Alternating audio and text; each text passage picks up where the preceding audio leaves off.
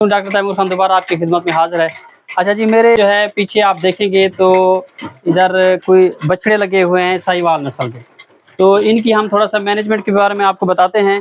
ये 6 बछड़े लगे हुए हैं, ग्रुप की सूरत में जो है हम इनको फीडिंग करवा रहे हैं, निपल फीडिंग। तो इनको जो है दूध दिया जा रहा है, इनके जिस्मानी वजन के हिसाब से होता है, हर महीने जो है तब्दीली होती रहती है। 4 महीने तक जो है हम इनको वीन कर देते हैं, दूध छुड़वा लेते हैं। तो तरीक़ाकार वीने का ये होता है कि हम जो ही जो है इनको हम बोली पिलाते हैं तो 1 महीने से लेकर 2 महीने तक, यानी 2 महीने तक हम इसकी कंसिस्टेंसी रखते हैं कि 10% जिस्मानी वज़न का इनको दूध पिलाते हैं। अगर एक बछड़े का वज़न 40 किलो है तो उसको 2 किलो सुबह 2 किलो शाम 24 घंटे में हमने ये दूध पिलाना है। इसी तरह अगले तीसरे महीने में फिर हम उसको थोड़ा सा कम करते जाते हैं, वो 7% पे आ जाता है, फिर दूध कम होता जाता है, शुरू करवा देते हैं। वनडा जो है इसको साथ साथ काफ स्टार्टर जिसे हम कहते हैं वो शुरू करवा देते हैं। इसी तरह अगले जो आखिरी चौथा महीना है उसके अंदर फिर हम 3% पे लेके आते हैं। तो तरतीब यही है, 10% पहले 2 महीने, फिर 7% और फिर जो है वो 3% आखिरी चौथे महीने। तो इस सारे के अंदर जो है हम वंडा और चारा जो है वो आहिस्ता आहिस्ता शुरुआत करते रहते हैं, क्योंकि आपको पता है कि जो 2.5 से 3 माह है उसके अंदर बछड़े का जो रूमेन होता है वो अभी डेवलप नहीं होता, वो अभी सिंगल स्टोमिक मैदा होता है, एक मैदा उनका काम कर रहा होता है। तो इसलिए जो है साथ में ये चीज़ें देखनी होती हैं। अगर हम ऐसा नहीं करते, अगर हम सिर्फ उनको दूध के ऊपर रखते हैं या हम उनको जो है वो सिर्फ चारे के ऊपर रखते हैं तो दोनों सूरत में जो है हमें नुकसान होता है।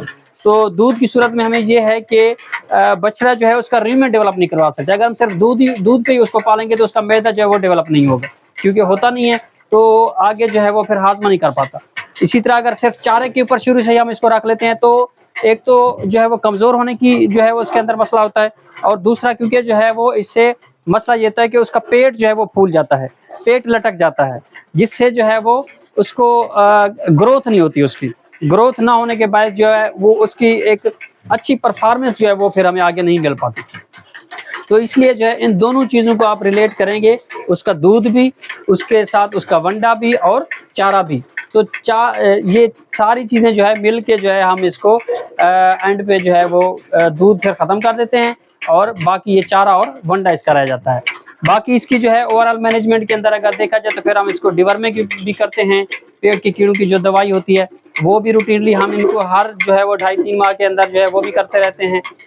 जितने भी आपको पीछे देखेंगे इधर वो ग्रुप आपको नज़र आ रहे हैं, तो मुख्तलिफ ग्रुप्स हैं, हमने ग्रुप्स बनाए हुए हैं, ग्रुपिंग की हुई है। ग्रुपिंग बहुत ज़रूरी है, क्योंकि इसमें जो है जो बड़े हैं वो खा लेते हैं, छोटों को खाने नहीं देते, जो छोटे बछड़े होते हैं, जिससे जो है वो फिर मसला आता है। तो इसमें हमने 1 महीने वाले अलग ग्रुप में रखे हैं, 2 महीने तक अलग हैं, तीसरे महीने के अलग हैं, और चौथे महीने तक के जो है वो अलग हैं, और जो जिसको वीने करवा लेते हैं वो फिर अलग ग्रुप में हम शिफ्ट कर देते हैं। इसी तरह इनका जो है वो प्रॉपर वैक्सीनेशन होती रहती है, जिस तरह ब्लैक क्वार्टर की है, चौड़े मार की है, बाकी FMD की है, और गलघोटू, ये सारी जो है ओवरऑल रूटीन की जो प्रैक्टिस है हमारी वो चलती रहती है।